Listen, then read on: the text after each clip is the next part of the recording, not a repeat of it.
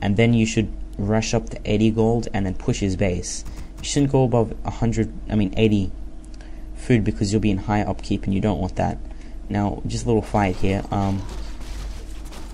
Panda destroys ghouls, so do dryads. There's nothing to talk about in this fight. Canuck forced to TP out because level 3 Panda, level 3 BM versus a handful of ghouls and 3 pretty low level heroes. Just some more creeping going on by both players. Now, I'll go into hero choices. On a map like this, it's not such a good it's okay to go DH, but I wouldn't go DH on this map, let alone a map like Turtle Rock or Terran Stand or something. If you think about it, BM is a much better choice, because whatever you do, the undead player is going to be able to creep to a high level.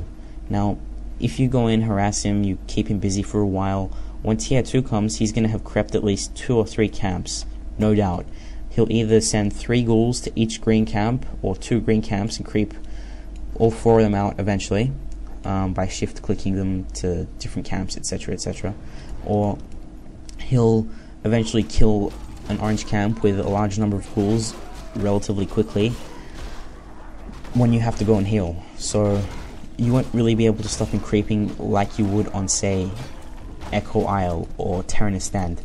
But if you go DH on Echo Isle or Terran Stand, then you'll open yourself up for a ghoul rush, unless you put up 2 AOWs, which is going to slow your tech, and you are going to lose at least 2 or 3 wisps detonating on stuff like skellies, and detonating because they're low HP because he focused them with his DK or something.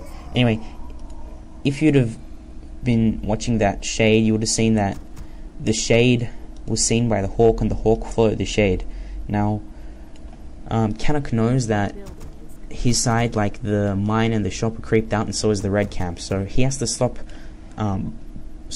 Ryder from going to his base, because he's sitting at 50 food at the moment, and Ryder's at 80, and he has to do something about that, because Ryder's going to go straight to his base when he sees those camps are crept out, because there's nothing else to do really. Now, he has to do something about that by putting a necropolis up. Now, if he puts the necropolis up, Ryder's either going to run to his base, and he's going to turn everything into ziggurats, and he's going to have a hell of a hard time pushing, and Canuck is going to TP to the necropolis, kill the expo, and then run to his base and massacre his wisps, and then like run home or something. Anyway, so that's why he put that necropolis up. And as I was saying before, going DH on this map is not such a great idea. You're better off going something like Beastmaster or Dark Ranger. Too much Dota.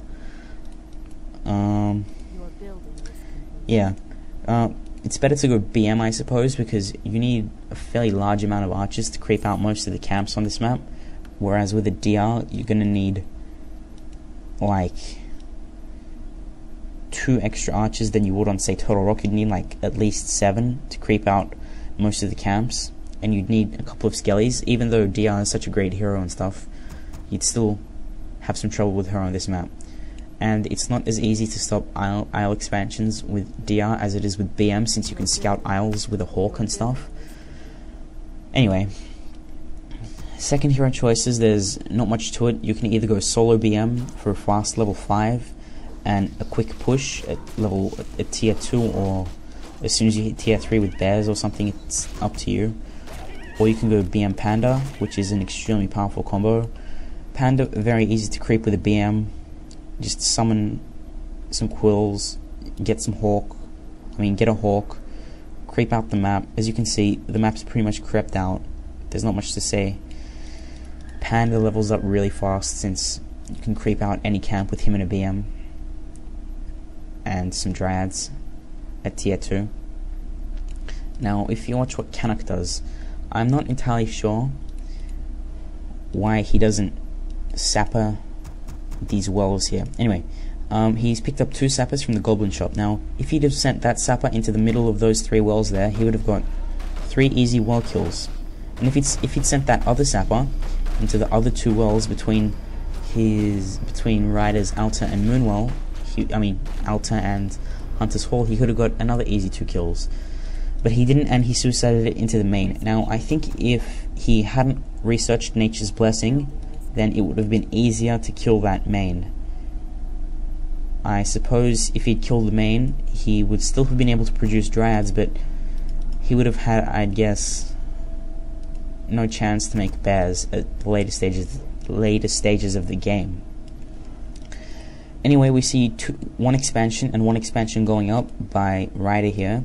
I don't think Canuck scouted that expansion yet, but he has scouted the one at the top, and he's got Master Banshees at this point.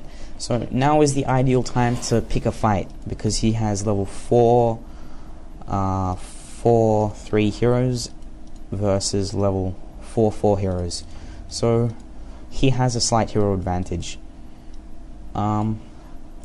He will be picking a fight pretty soon, and I'll talk about micro tips and stuff like that when they start fighting. Now, one of the things to be mindful of is getting healing scrolls in this matchup for both sides of the game.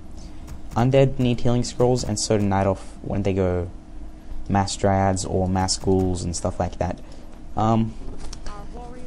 It's quite difficult for the Night Elf player in a situation like this, where they're up against Vamp Aura AMS ghouls and statues. Now, I think it's 35% HP gained when they hit a unit, so you have to focus your dryads on the units, because Unholy Aura and statues are going to make them regen really fast. Now, his positioning is good here, Riders that is. As soon as you see AoE go off, you want to use a healing scroll, even though the dryads are magic immune. What the Undead is doing is he's splitting up his army to half attack from one side and half attack from the front. You should use a healing scroll every time you have like 2 or 3 units that are low HP. It'll save them from dying, and you should always focus the dryads on ghouls. The dryads should just always focus ghouls. They could always focus banshees, but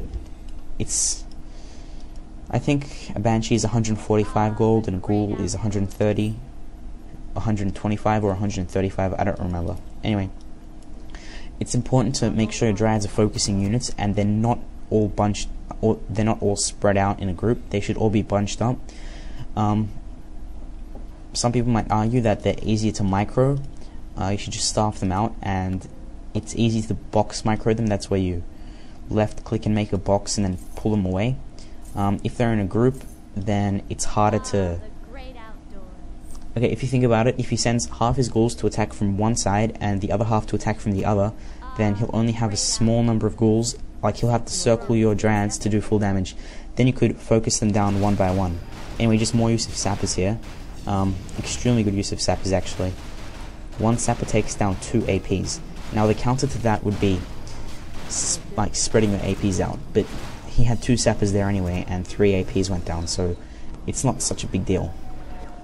Now, Ryder chose not to TP in, so it wasn't definitely worth it, but a sapper is 280 gold, and Ryder has 2 expansions up at this point, so by not TPing in and not wasting 350 gold, he made Canuck spend almost 600 gold plus a TP, so that's like 900 gold, 950 gold, almost 1,000 gold to take down an expansion.